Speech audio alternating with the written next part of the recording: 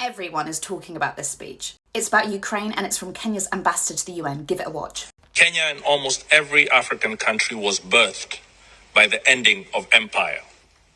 Our borders were not of our own drawing.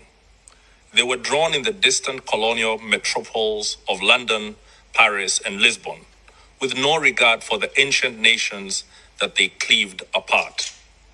Today, across the border of every single African country live our countrymen with whom we share deep historical, cultural, and linguistic bonds.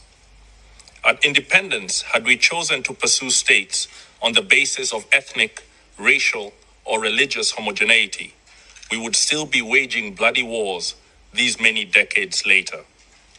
Instead, we agreed that we would settle for the borders that we inherited, but we would still pursue continental political, economic, and legal integration. Rather than form nations that looked ever backwards into history with a dangerous nostalgia, we chose to look forward to a greatness none of our many nations and peoples had ever known.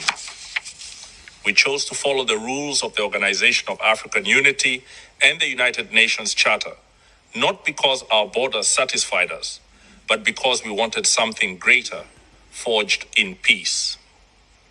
We believe that all states formed from empires that have collapsed or retreated have many peoples in them yearning for integration with peoples in neighboring states. This is normal and understandable. After all, who does not want to be joined to their brethren and to make common purpose with them? However, Kenya rejects such a yearning from being pursued by force. We must complete our recovery from the embers of dead empires in a way that does not plunge us back into new forms of domination and oppression.